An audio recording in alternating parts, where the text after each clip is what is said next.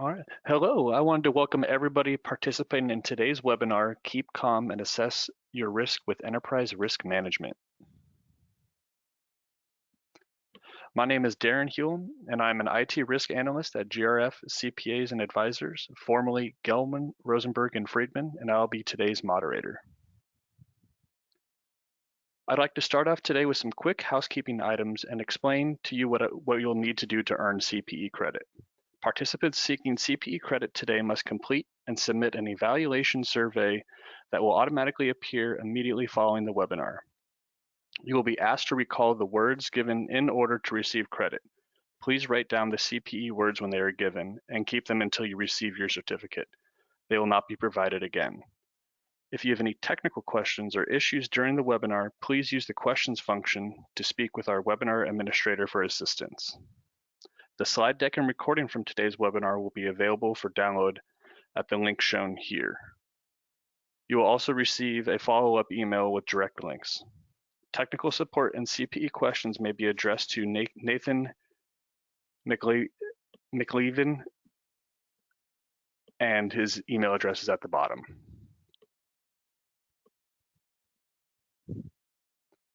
Today's learning objective is to provide an overview of risk oversight and techniques to identify, combat risk within your organization. 1 CPE credit is available for this webinar. I would like to introduce you to today's presenter for today's webinar, Melissa Musser. She is a risk and advisory services principal at GRF. And Alex McNeil is an enterprise risk manager at Bridges to Prosperity. I will now turn it over to Melissa. All right, thanks, Darren. Hi, everybody. Thanks for tuning in. We're excited to have you here today with us. Again, my name is Melissa Musser. I'm a principal of risk advisory services at GRF CPAs and Advisors. And really what we mostly do is helping organizations implement enterprise risk management, cybersecurity and privacy programs, fraud, really any kind of risk, programs, as well as outsourced internal audit. But the most important and exciting person we have here today, in my opinion, is Alex. And thank you so much for joining us here today. So he's going to be helping. I'm going to be giving everybody kind of an overview of ERM, but he's going to come in and talk about how he's actually worked to implement it at his organization. So Alex, do you mind introducing yourself really quick? Yeah, absolutely. Thanks so much, Melissa. Really happy to be here today and present this webinar with you. As you mentioned, I'm the Enterprise Risk Manager at Bridges to Prosperity. Bridges to Prosperity is an international organization that works to connect rural communities living in the rural last mile with pedestrian infrastructure. So as you can imagine, as an international organization, there's a lot of inherent risk that goes along with our organization and the work that we do. So we've been working closely with GRF over the last probably 6 to 8 months now, and really excited to share our experience, particularly as an international nonprofit organization, around how some of the benefits and obviously, probably more importantly, some of the challenges we've found along the way with implementing an ERM system. So really excited to share that with everyone on the call today. Yeah, thank you, Alex. And, during a pandemic, we started this process before the pandemic, and how it's evolved, throughout that process, and it's helped you. So this is really interesting timing for us, and thank you so much for tuning in. I just wanted everyone to know we do have a resource page out there. You'll get some materials, at some point after the presentation. Click the link, and we're always updating it with information for our clients, or as a resource for anyone. Also wanted to let you know that we have this awesome, amazing partnership with NC State. I mean, they are the think tank for enterprise risk management. We're so pleased and proud to be partnering with them. We hold workshops actually at NC State last year. There's a photo there of the workshop we held virtual this fall. And we're thinking about changing it up a little bit and doing some kind of virtual small groups where we'll meet 3 different times and have some different sessions to talk about with our small group. So some emails will be coming out within the next few weeks if you guys want to sign up for that and learn more about ERM. This will be led not only by GRF, but also from the leaders over at NC State, Mark Beasley being one of the big figureheads over there. So stay tuned for that. All right, so our agenda today, we've already talked about firm background. We're done with that, but really want to talk about understanding the need for better risk oversight. I think we're all pretty aware of that. But But really, what is the technique for identifying your top risks? How do you answer the question, what are our top 3 risks? And then what are some forecasted risks that you need to be thinking about? And just techniques for assessing and communicating risks. And then also Alex is going to talk about how, he's really put that into practice and how you yourself can develop next steps. No matter how big or small your organization is, we want you to know that you can implement this according to your organization's context. All right, so first off, understanding the need for better risk oversight. All right, so as you can see here, and there's just a lot. You can't even capture everything in this world of uncertainty. But one thing for sure is that these threats happen fast. I remember, just a few years ago, the Me Too movement, and everyone starts, working on policies and working to change things. And now we have the pandemic, and next thing you know, you're working on that. And so things happen really quickly. So one of the nice things about ERM isn't just about evaluating, your current risk, but it helps you be prepared for that's just lurking right over the corner for us. And so that's kind of the good thing, is it's not just about the risk that you have right now and identifying that, although that is very important, because if, your board comes to you or someone comes to you and says, what are our top 3 risks? What do we really need to focus on?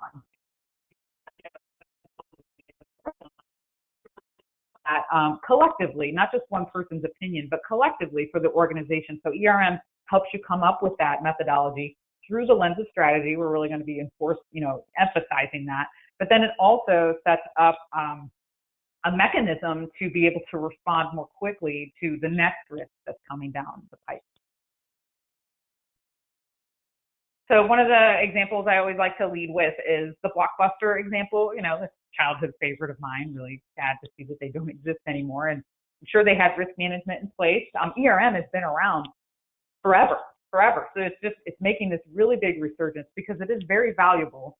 But if the focus isn't on strategy, you kind of miss the boat. So Blockbuster didn't see, or maybe they did see and they didn't act, or, I really don't know the details of it all, but other than the fact that if you're not focusing on the risks to your strategy, your long-term vision, you may not even exist anymore. And that, with the pandemic right now, I've never really seen before organizations having, worldwide having to really say, one of our biggest risks right now is our strategy. Can we still even do what we used to do? Do we have to really just revamp our strategy, find new ways to reach people, change the way we do things?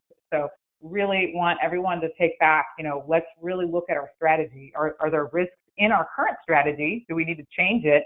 And then what are risks to our strategy? And, we'll get into more detail on that. So the other example I like to share is Diebold. So this is actually where I got my start in ERM. I started my career off in public accounting, a CPA auditor, and eventually made my way into Diebold as internal audit manager. But one of the things, so they're located in Ohio, manufacture ATMs, for the banks. You go, you put your card in, you get money out. And they saw, and this was many, many years ago, they saw in their strategy, like, hey, the technology is the future. People aren't going to really be going to ATMs anymore to get cash. We need to change. The future is mobile banking. And at the time, nobody was using mobile banking. I actually thought that was kind of crazy. I'm like, oh, no one's going to do that. But they saw it in their future. They saw it in their strategy. And so one of the things that they did was they implemented enterprise risk management to help them achieve their strategy, which was a bold strategy of going from a manufacturing corporation to a technology company. This is a major shift. Selling off their manufacturing, acquiring technology, firms across the world, hiring the best talent from Silicon Valley. I mean, you're working on mobile banking. You need the best of the best. And so they had to do, so it was just a amazing journey that they went on. And enterprise risk management, I believe, helped them achieve their strategy. They had a risk council made up of different representatives throughout the organization, HR, talent management, technology, marketing, sales, the works. So they have made that successful transition. And since then, I've been a big fan of ERM and been trying to help organizations implement according to their context. So right now, most organizations do some form of risk management. It's typically in a siloed approach. And silos are still, IT should still assess their risk, finance still needs to assess the risk. But the difference is we're trying to help organizations really get to enterprise risk management, where they can really see, what are the top risks of the organization? Let's provide a more holistic view, because you may have a risk where, you implement a mitigation, but if you would have maybe implemented a slightly different mitigation, you could have handled multiple risks at one time. So it could be very beneficial and cost saving. In addition to that, IT's saying, hey, we need this funding for our cyber risk. But at the end of the day, if you really looked at the big picture, your biggest, thing that you may need to be investing in is probably maybe key talent. I don't know. So maybe your resources should be really going somewhere else than IT, or maybe it really should be going to IT and not somewhere else. So vice versa, it helps you understand where your precious budget dollars need to go. So another view and another difference, another way to look at the difference between traditional risk management and enterprise risk management is through this graphic here. So a lot of times we'll say, okay, who owns risk at your organization, and they'll say, oh, we have a risk manager. Here you go talk to them, and we come to find out, okay, they really just manage the insurance claims, just insurable types of risks, and that's great, still important, but it's not enterprise wide risk. So those are risks not necessarily covered by insurance. These are more strategic risks. They span the entire organization. And another difference with enterprise risk management is that it becomes embedded within the culture. It becomes embedded within the risk language that people are, and it's everyone's responsibility. So as more organizations that implement ERM, one of the recommendations we have is that you actually go back in and you change people's job descriptions throughout the organization, so that in that job description it says, they are responsible for risk.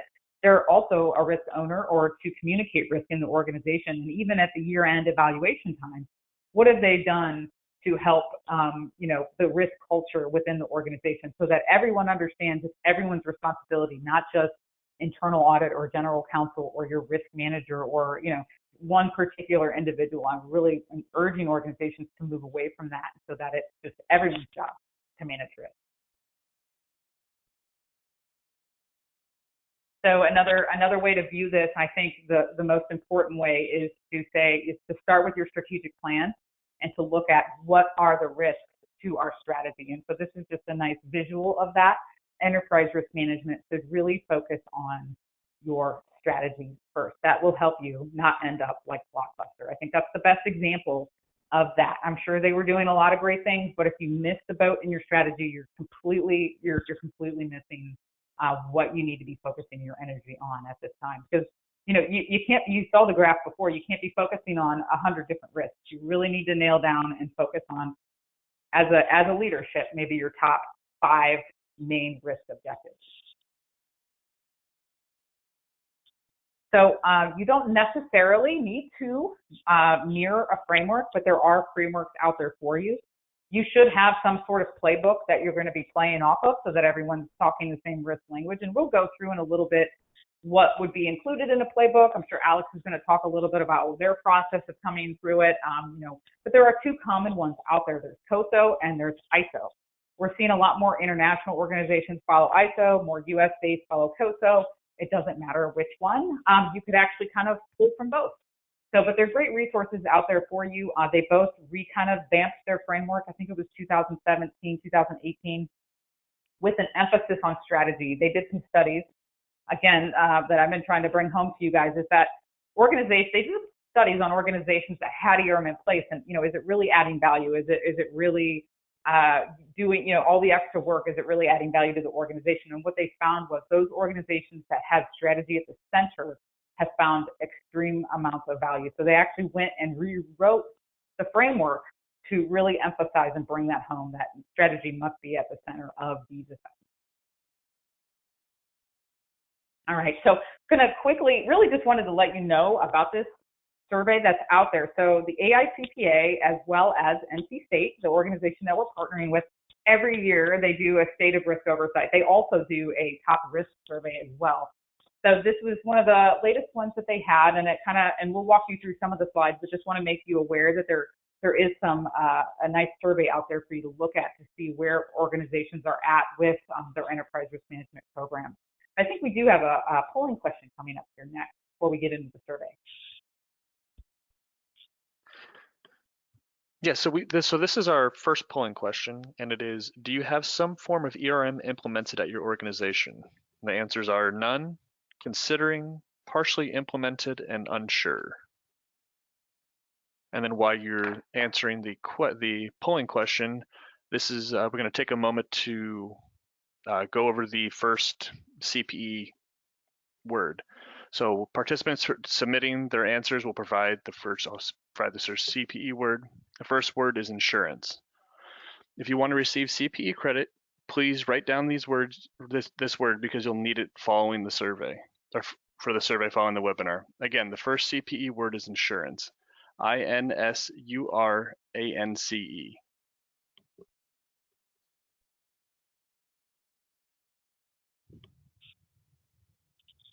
Okay, great. It looks like the majority here, yes, or partially implemented. That's fantastic, and that really helps us know kind of where some of our viewers are at. So thank you for filling that out. Looks like 16% do not have it in place yet, and 18% are considering it. Okay, well, fantastic. Thank you so much. So we will be moving on to a little bit of this survey here. So here you go. You guys can click on the link and see for yourselves as well as, and there should be a new one coming out, but it's, why is enterprise risk management on the rise? And in this particular one, I was kind of benchmarking to see how has it changed in nonprofit organizations, because we are really seeing a really big growth in that area. So unanticipated risk events. I think in 2017, cybersecurity, ransomware, there was a lot of risk events occurring. Organizations were reaching out for the benefit of that. But then you can see the change in 2018. Really, it's just becoming a best practice recommendation, because, at the end of the day, your board is responsible for risk oversight. So we have a lot of opportunities to talk to boards, at GRF CPAs and Advisors, and we say to them, what are your organization's top risks? How are you being informed of those top risks? And it is quite overwhelming. And it really would be a best practice as a board to be asking the organization to implement ERM so that there is some sort of methodology in place to report up to you, saying, yes, these are our top 5 risks. So, board of director requests, merging best practice. And we were also seeing regulator demands starting to grow, with DFID actually starting to request some of our clients provide evidence of their ERM framework before being granted money. So similar to the survey, there's a broad range, but it looks like the majority here are starting and working towards implementing enterprise risk management. Kind of a partial, possibly siloed approach, but looking to grow it and to more of an enterprise-wide view. I would like organizations that had implemented ERM prior to 2017 may benefit from a rework to refocus on strategy. I know there might not have been as much focus back then. So if you already have it in place, you may want to relook at your process. We actually were engaged to do an exercise with a client where we really kind of tweaked it and simplified the process, and really looked at what kind of information was being reported up through leadership, up through the board, and doing some kinds of internal satisfaction surveys to ask the leadership, are you getting what you need? What would you like to have? And, really working on that. And honestly, I think a best practice would be to ask those questions annually, because leadership could turn over. They may want different information. So something to think about if you already have ERM in place. All right, so ultimately reporting up. So the board has responsibilities for risk oversight. They may delegate their authority to an audit committee or a risk committee, and you can see in the survey results the different spread.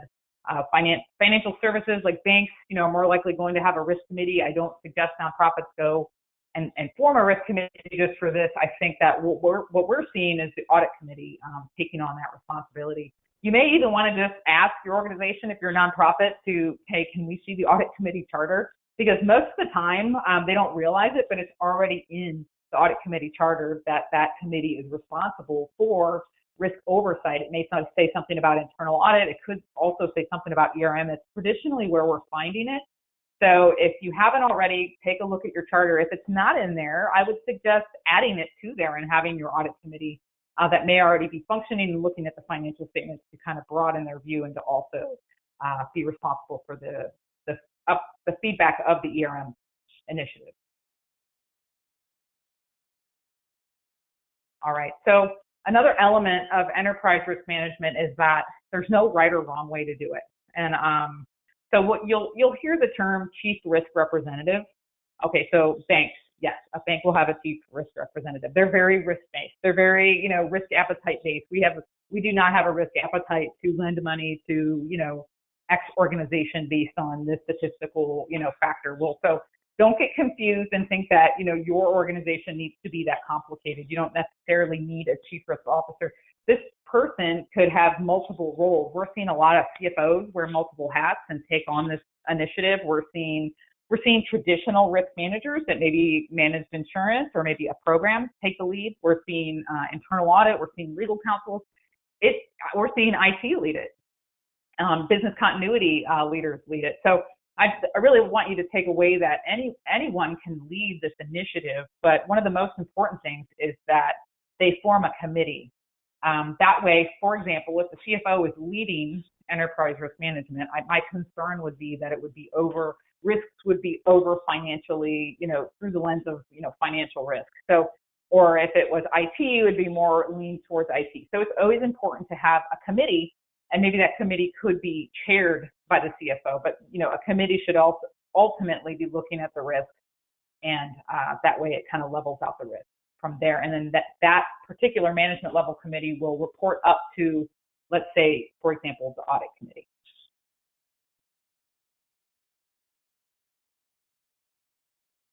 All right, and we have come to our second polling question, and the question is, where does risk oversight sit at the board level? So we have board of directors, audit committee, finance committee, other risk committee, or unsure. So please take a moment to answer. While you're submitting your answers, I'll provide the second CPE word. The second CPE word is advisor. If you want to receive CPE credit, please write down this word because you'll need it for the survey following the webinar. Again, the second CPE word is advisor, ADVISOR.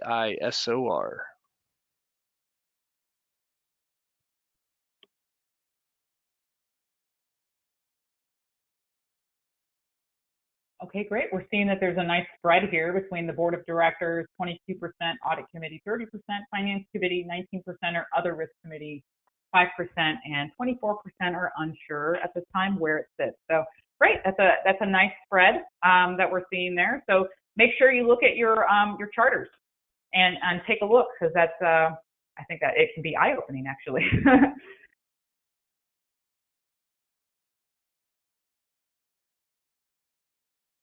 All right, so now we're going to move forward to some techniques for identifying risk. And I'm going to go through this relatively fast because I really can't wait to get to Alex's part. But so how do you know? So we have all this, it's overwhelming. There's so many risks out there. Starting by asking, management, what keeps you up at night? That's kind of the traditional question, like what are you most worried about? Is it, revenue, IT risk, legal risk, supply chain, COVID right now. So that's a really good place to start trying to compile your risk inventory. You really want to get an understanding of, okay, what is our risk universe? That's a really good starting point so that nothing's slipping through the cracks. So you have your known risks. So you want to write all those down. There are risks out there that are currently unknown but knowable. So that's why we're going to do some of these exercises to try to figure out, okay, what's out there? And we'll give you some examples on how to figure that out. And then there are the unknown and unknowable risks. We had no way of knowing that this pandemic, well, some could argue you could know, but that it would be the type of catastrophe that it is today. So there are risks like that, but ERM can still help you be prepared for those unknown, unknowable risks. So something to think about. And again, this goes back to Blockbuster, a question that you can bring back and ask your organization. How do you change the focus, not just simply on your known everyday risks? How can you move the conversation beyond that? What are we missing? I think starting with your strategy is a really good first step at that. So that's a big takeaway. So different things to think about. as part of, really looking at your strategy. What are some big assumptions that you have in there? Are there some internal, external obstacles, key technologies or people that could break down? Really dive in there and pick apart your strategy. So I do think that there's an inverse relationship between strategy and risk, and I would love to see the ERM process coincide with the risk, with the strategy process as well, and then kind of run parallel to each other. And so in those meetings, you're coming to the table saying, okay, what are our risks to this particular initiative, talking in terms of strategy, and then adjusting your strategy and vice versa, adjusting what risks you're really focusing on, depending on how your strategy may have changed. For example, with COVID, may have changed a lot of things, may have changed your strategy. So hopefully those are working in tandem. So if you already have ERM in place, what can you do to bring it to this next level? Because I think this is where the magic happens. So when you're developing your ERM, you always want to make sure it fits your context. You can't just, and even if you have an organization you benchmark yourself against, their top 5 risks are not going to be the same as your top 5 risks. The way that, how many people you have on your risk committee. I've seen some that have like 25, and then they have these international subcommittees, and that's all great, and it works for them. I've seen organizations that only have 3 in their risk committee, and I'm talking about a management level committee, not the audit committee, but like a management, maybe I'll just refer to it as a council, like a management council. So how you make that up is really, it just depends on your culture, your context of your organization. So, but first and foremost, your industry, ERM will be a little different depending on your industry. Obviously in banking, it's regulated more, and nonprofits, not so much. You have a little bit more freedom in how you want to design it and how you want to test the mitigating controls. But structure, processes, systems, people, geographies, it's all different. So just know you can design it for what works for your organization. No right or wrong way to do it. Different ways to work to assemble your risk universe. Obviously, past events, objectives-based means strategic objectives. So, just start brainstorming, what are some risks to our objectives? Surveys, I think, are fantastic, especially anonymous surveys. Process flow analysis is very helpful, and that's another good one for cyber or privacy. Private information starts here and it goes all the way through to here, ends up at this third party. What could go wrong? So that's an example of that. Scenario-based would be different types of tabletop exercises that you can do. We see that a lot in business continuity planning, current events at other comparable organizations or in the world, and then also facilitated workshops and interviews. I think interviews are also great, especially when trying to pull out information on strategy. One of the ways that we lead our interviews is we'll meet with different people throughout the organization, for example, HR, and we'll start off by saying, what are your goals and objectives for the year? And the HR representative will tell us what that is. First thing we'll do is make sure that, does this cascade down from the strategy? Because you want to make sure the individual's goals and objectives are cascading down. And then we say, okay, well then, what are the risks to you not achieving your goals and objectives? We gather that information and hopefully it flows down. You get some really good information when you change it to be worded in that way. It's actually a quite simple interview that you could get done in less than 30 minutes, and you'll get a lot of good information about, we don't have the people, or there's this roadblock, and there's this or this technology. So that's a really good method that we would suggest using. All right, so when you're putting together your risk universe, you're going to have all these risks. Sometimes it helps. Again, no right or wrong way to do that is to break it into types of categories: operational risk, financial and fraud risk, IT risk, third-party risk is a really big one, environmental health and safety. I like to kind of break it out that way, and then sometimes group them that way with mitigations. So it's another way, because one mitigation might help with a lot of different cybersecurity risks. So that's one way to make sure you have a complete risk universe when you're looking at it, and your legal and compliance risk is very small. You're going to say, okay, there's got to be more out there. Let's make sure we have a good risk universe. And your first exercise in doing the risk universe will be somewhat cumbersome, and then year over year when you refresh it, it's not going to be as much of a lift. But really getting a good risk universe nailed down will take a little bit of effort on your part, but you'll definitely appreciate that you did it, and it can be the basis for your surveys as well. And we have come to our final polling question. And the question is, what does your organization see as a top risk for 2021? So the first one will be strategy transformation, business continuity, or disaster recovery. The next one will be cyber threats, privacy, information security management, or digital transformation. Next one will be finance, fraud, corruption, or culture, HR, or talent management, or other. And please take a moment now to answer. While you're submitting your answers, I'll provide the final CPE word. The final CPE word is strategy. If you want to receive CPE credit, please jot down this word because you'll need it for the survey following the webinar. Again, the final word is strategy, STRATEGY.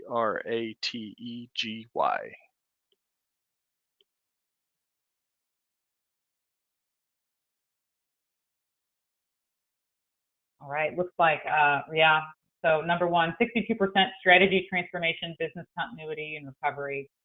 Absolutely, that makes sense. And we're seeing that on our end as well with our clients, followed by cyber, and then finance and fraud, and HR, talent management, and culture, which would have been a really big one in 2017, has definitely gone down the list. And then it looks like there's a few other risks organizations are focusing on as a top risk. So that would line up to what we're seeing on our end as well.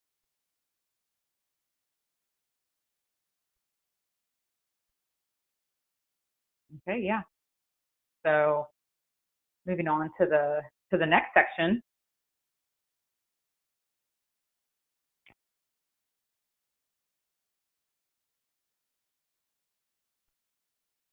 Techniques for assessing and communicating risk. Okay, now you have all these risks. You're completely overwhelmed. We're going to help you keep it simple and understandable. So we're going to go through that really quick, and then we're going to follow up with Alex, kind of showing us how he did it. All right, so you have all these risks. You have them, this big inventory. You know, maybe it's in Excel. Then you're going to want to assess the risk. You want to have a likelihood and impact type of assessment done. You want to make sure everyone's kind of speaking the same risk language. You know, you can keep it as simple as, you know, high, medium, and low. And then you don't even need to define it. Just get started, right? And on both scales, likelihood and impact, high impact, medium, low. I've seen organizations do it. Let's just get done with it. Let's rank it. You know, we don't need to get into this kind of detail at this time. That's great. Just do it. But as you work to grow and mature over time, you know, it does help to really define it. But don't get hung up on this part of it. So, for example, you know, your likelihood, this is kind of straightforward, you know, but it helps organizations when filling this out, you know, okay, if it's rare, if it's going to occur less, you know, less than once in 10 years, you know, and likely will occur once every year. So that's just an example of how you may want to define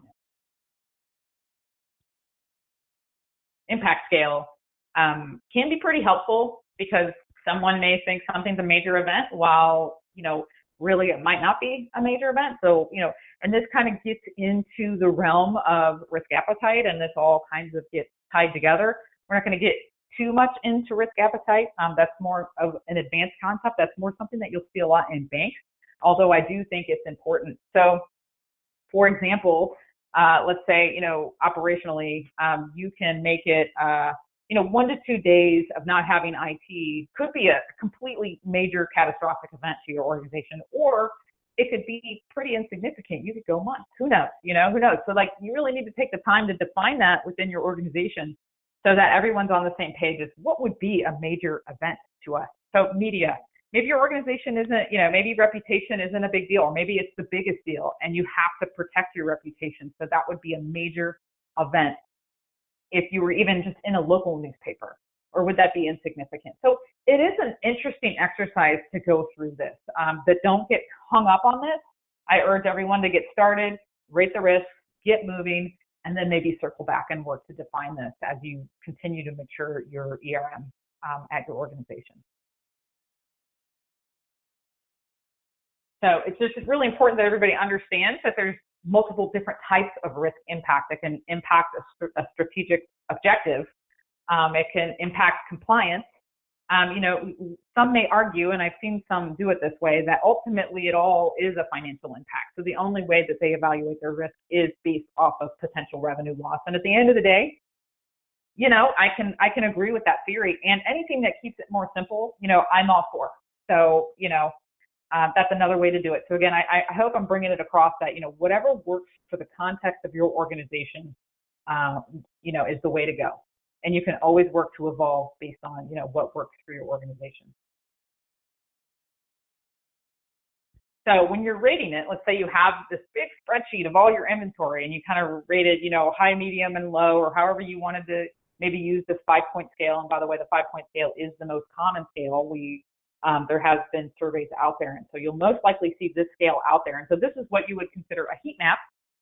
And so you could kind of have your beginning risk appetite be anything in the red category we are going to work to mitigate. Anything below, we'll just, you know, monitor. But you don't, so let's say you have 200 risks listed in this Excel thing. That doesn't mean you need to scramble to figure something out for all of those. Again, those are just, you know, it's just a risk assessment. They aren't necessarily known risks. And what we really want to do is focus on the top. And so maybe you only have 3 or 4 in that top category, and maybe they can be grouped in a certain way. That's another way that you could group things, is like, okay, well, 20 of these risks were IT risks. So let's lump them together and look cumulatively at this risk and put it into a handling plan. But either way, one way to start is to just say anything critical, we will focus on commenting in the Excel. And by the way, I have examples of this Excel template I'd be happy to share with anybody if you want to just email me. It's just some basic tools to get started, and I'd be happy to share that with you. So anything in that, let's say you're going to take the red approach, right? So anything in the red, you know, maybe put like a little comment next to it. Okay, we're going to mitigate this risk. We'll implement this control. Here, we're just going to avoid this risk. We're not going to work with this partner, or we're not going to operate in this country. We are going to back out, pull out, or not engage, or whatever we're going to do. That's our decision. Transfer risk, we can get insurance. Let's insure this risk, or let's no longer do our own accounting function. We're going to start to outsource accounting. We cannot handle the compliance. We're going to transfer a portion of this. You never ultimately transfer the risk, but you're transferring a portion of the risk. Or maybe we're going to outsource our IT, or, you know, however you want to do that. You can also accept the risk and just say, well, you know, okay, it's red, and we know about it, and we're going to accept it. And that's it. And that's okay too. You can just monitor it and just be informed on it.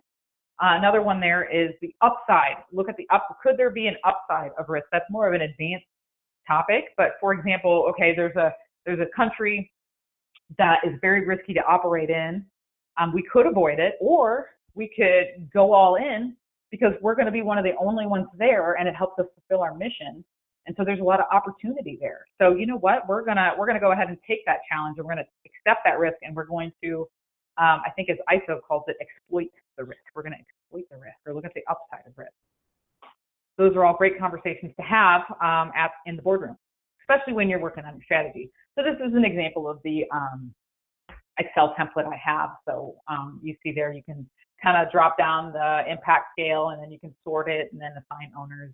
That's just, it's just a nice little tracking tool that you could use. I think where some of the magic really happens is in the handling plans. And the reason I say that is because we want to make sure there's a risk owner. You can consolidate the risks, put them in a handling plan, assign owners, and then, you know, for your top, let's say 3 to 5 categories, you can present this and bring this to your council meetings and make sure everyone's on task. And then you could actually work towards mitigating a risk that maybe people have known about for years and really never made any traction because no one really owned it. So here you can hold people accountable, and they can report back maybe quarterly on what they're doing to help mitigate that risk and report out on it. You can also get internal audit involved to, you know, make sure that when the risk owner says, yes, we've mitigated it, and then you can have internal audit do an audit to make sure that it's, you know, really in place, like a cybersecurity or a fraud audit or different things like that.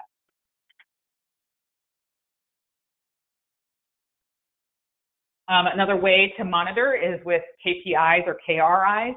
One of the big things about the difference is a KRI is really more forward-looking, while a KPI really looks kind of back as to how your progress was. So a KRI would kind of let you know that there's a risk coming up that we need to pay attention to. So one example I like to use is turnover. Perhaps if you were drilling down to employee turnover under a particular manager, and if there was a way to say, okay, if a particular manager has 3 complaints or 3 people leave a department within X amount of months or, you know, time, that gets elevated to not just AR, but to a risk counsel, because sometimes even HR doesn't want people to know, so you could kind of say, hey, talent management culture is very important to us. And so a key risk indicator we want to look at is turnover and complaints. And we want this elevated at the point of, this threshold. It really helps you kind of identify things before it gets way, way too late and then you're in legal trouble. Okay, at this point, I'm going to turn it over to Alex. Great, thanks, Melissa. So that was really helpful, and obviously, as you can see, there's a huge amount of information and different ways to go about doing this. So I'm going to kind of dig into a little bit more around the practical implementation that Bridges to Prosperity took as we went through this process. So as I mentioned, Bridges to Prosperity is an international nonprofit organization. We engage governments around the world to build footbridges and improve rural infrastructure to create access for isolated communities. So, thinking through that, we're operating in different jurisdictions, we're doing engineering designs, we're working in construction, and also just being in a rural setting and in an international environment for where we're, trying to generate revenue and increase our funder base. There's all sorts of different risks and opportunities that may come up. So as the organization was preparing to scale its operations, the need for improved risk oversight was identified by the board of directors and senior leadership. And that kind of started and kicked off the creation of this ERM framework back in August of 2019. And we engaged with GRF in February of 2020, so right before COVID. One thing I do really want to touch on, a couple of points here, the strong support from the board of directors and senior leadership was critical.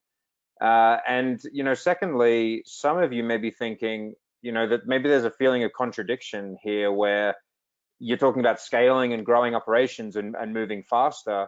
And often when you mention risk, a lot of teams, particularly operational teams, may automatically go straight to thinking, well, this may create more bureaucracy, this is going to slow things down. And if that's the case, how are we possibly going to be able to scale and grow rapidly in this kind of environment? So, I think the way that B2P approached this was, Bridges to Prosperity approached this was different. We saw it as an opportunity to enable ourselves to grow rapidly. A quote that I saw as I was going through this process that really helped guide me through the development of this was from John Reed, who was the former Citigroup CEO. And right after the financial crisis, he was talking about risk. And in an interview, he asked, why does a car have brakes? You would think, well, to stop, right? No, his answer was, a car has brakes to go fast. Imagine if you had a car without brakes and you knew it, how fast would you go? So that really struck me as we were going through this process. And I think it's a perfect analogy for the transition that B2P was trying to make, where we were trying to scale and go faster, but felt that we needed the ability to identify, manage, and respond to risk, put the brakes on confidently when they were needed to ensure business continuity and achievement of our strategic objectives. So as I mentioned, we engaged GRF in February. There's so much information out there around risk management and enterprise risk management. I was doing so much research, and it really helped engaging with GRF to have a trusted partner to kind of pull all of that information together. And really what we ended with was an enterprise risk management playbook, a central location that all of our team, from our management teams, our teams on the ground, operational teams, through to senior leadership and board of directors could go to find all the information they needed around how we intended to implement enterprise risk management. Within that, some of the things that Melissa mentioned is included. So a risk assessment framework that follows ISO 31000, some risk handling plans to once we've identified our top risks, how are we actually going to deal with those? An audit committee and risk council. This playbook offered some practical ways and charters for us to implement these councils and committees within our organization. And a key part of this was, Melissa's mentioned multiple times, is how do you include or incorporate organizational strategy into enterprise risk management so that it can be mutually beneficial for, the strategy and identifying risk so that the organization can achieve its strategic objectives. Yeah, so I'll move on to the next slide here where, once we had a bit of that framework, we started to do our first organization-wide assessment in February 2020. I will be honest and admit that we did not have global pandemic on our risk register. However, since we work in Rwanda and Uganda, we had identified the outbreak of Ebola in the DRC as a risk and had already started putting mitigations in place to address this. As well as other mitigations that we identified during that risk assessment were things such as, creating a more diverse revenue portfolio or re-examining our travel protocols. And we were kind of in the process of doing some of these things when COVID hit. And, while we hadn't necessarily directly identified a global pandemic, some of these mitigations to other risks that we had identified did support our response and an ultimate recovery to COVID-19. And some other, I guess, called softer changes that I would address and mention is, as we started to integrate this more into the team and encouraging the team to take more responsibility for enterprise risk management, we definitely noticed a change in the way that our teams were talking about risk and the way that the conversations around strategy would also include the conversation about risk. So that was very exciting to kind of see that slow progression and the team kind of taking on and buying into this ERM framework.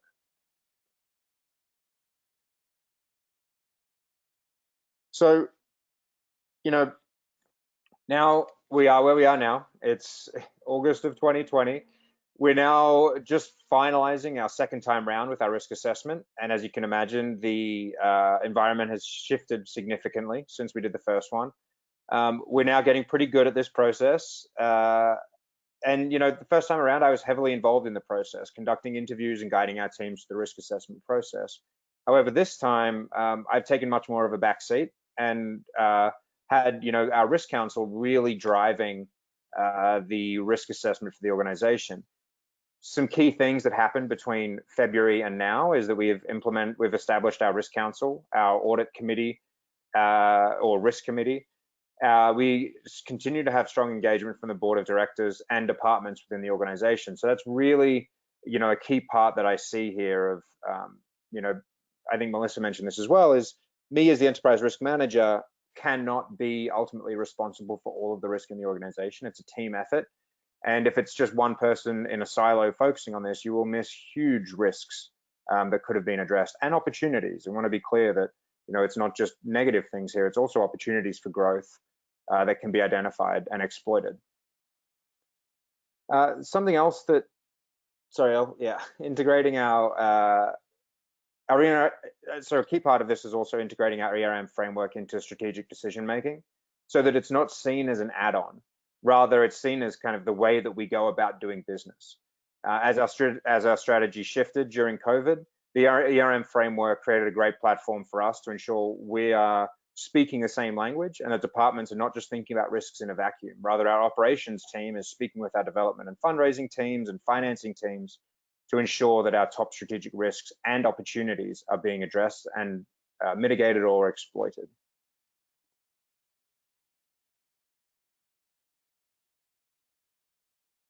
So a couple things just to close out here.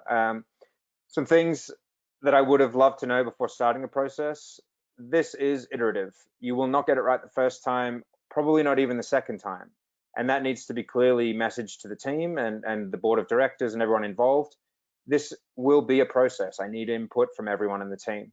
It's an art, not a science. That was one thing that really stuck with me from Melissa, that during this process is this, there isn't, as an engineer, I really wanted to have a very structured process, do this, then this, then this. But what I found was that's not the best way to implement enterprise risk management. You need some flexibility there to get engagement from the team and to really make sure that you're addressing the correct risks. There are so many ways to do this. Start with a best practice, ISO 31000 or COSO. Do your research, but get support from a reliable source, and be open to learn and update the process as you create and implement. Don't let perfection be the enemy of done. Just start. You know, ERM drives and supports strategy and organizational growth, and particularly business continuity, as we've seen within COVID-19. And again, kind of circling back to my favorite quote within risk management, having breaks allows you to move fast and to be safe, informed, responsible, and compliant at the same time. So with that, I'll hand back over to Melissa. All right, wonderful. Thank you so much. And just let everybody know I believe our contact information is on there. Feel free to email us. I don't know if we're going to have a ton of time for questions at the end, but feel free to email and reach out. It's an honor and a privilege to help organizations. So I'm going to quickly go through some next steps here. So as you can see, some of the benefits is just enhanced decision making. It can reduce duplication. It can prevent significant events from occurring, and it can enhance your resilience that the organization has. But again, I'm not on here. My favorite thing is what Alex talked about is when the culture starts to change. And you know, Alex isn't the first one. Like almost all of our clients are saying that they're like, oh my gosh, I attended this meeting, and people are talking differently about risk, and people are owning risk, and the culture is changing. I think that's one of the most exciting, best changes and benefits with ERM. So just to kind of drive this home, take a look at your audit committee charter, assemble a risk management risk council, develop ERM procedures like your playbook, put together your risk universe, and then come up with some tools, some different kinds of board reporting tools, and then follow that up with some training. I think it's always good to train the team, train the stakeholders, train the board, make sure everybody's on the same page. So again, some of the more detailed things to look into is, you know, who's responsible for conducting the risk assessments, who's going to participate, what steps will be followed.